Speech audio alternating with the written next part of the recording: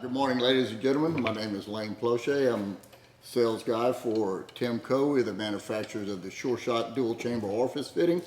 Today we're going to demonstrate how to replace the Teflon seal ring in the smaller diameter fittings, the 2s, 3s, and 4s. There's two options to be able to do this. One, you can remove the end caps on either side and take it apart and pull the eccentric plug out of the side. Or two, what we're going to demonstrate today is one of our easiest methods, and that is to take off the upper. So with that said, you're going to need a 1 1/16 inch combination wrench because it'll fit somewhere and won't fit others. So by loosening the cap screws, I'm going to remove the upper. Okay. This is it's an O-ring seal between the upper and the lower. There's no gasket, but you will have to give it a good pop, usually with a soft blow hammer, to loosen it apart, get it off. Now you're ready to remove the upper. Perfect. Now, as you can see, we're looking directly down on our Teflon and our eccentric plug seal ring right here, seal right here. So using a 1/8 inch T-handled, you can use any other one, but we recommend or don't require it. You remove the retaining screws on the Teflon retaining plate. These are going to be pretty snug coming from the factory, so you might have to get on it just a little bit, but it'll come out. Also, a recommendation is when you order the new Teflon seal, is that you order new screws also. It's just good to have to replace them just in case one is cross-threaded, damaged, or rounded when you're trying to take it off. So a little bit of trick here.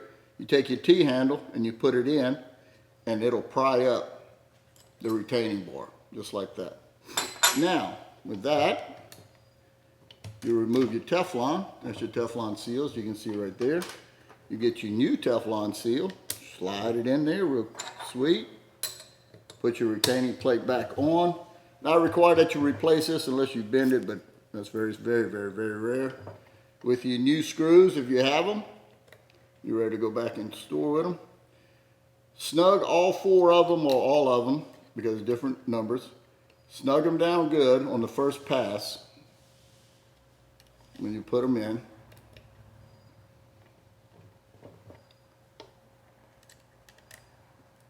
And then once they're all good and snug, run back through them one more time and give them a good tighten down. You don't want these to start backing out, because they're going to be a hindrance and it's going to actually cause some issues. So you got them good and tight.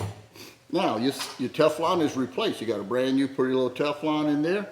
Real important right now, this is very important, is to open the eccentric plug in the open position. Put it in the open position. Now, you inspect your O-ring. Recommend that you replace it.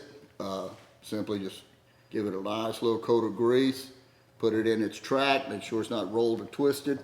Flat. Now we're ready to go back with it.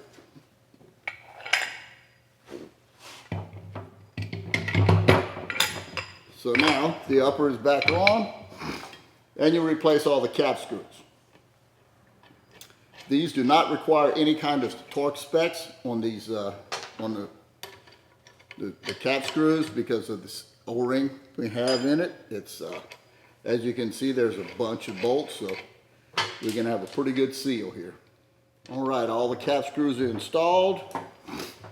Tighten them back down to a really good tightness. Now we're ready to go back with it. I would recommend operating the valve several times without it being in service. That is just to help seat the new Teflon. Because once you replace the new Teflon, it's a little bit larger than the old one.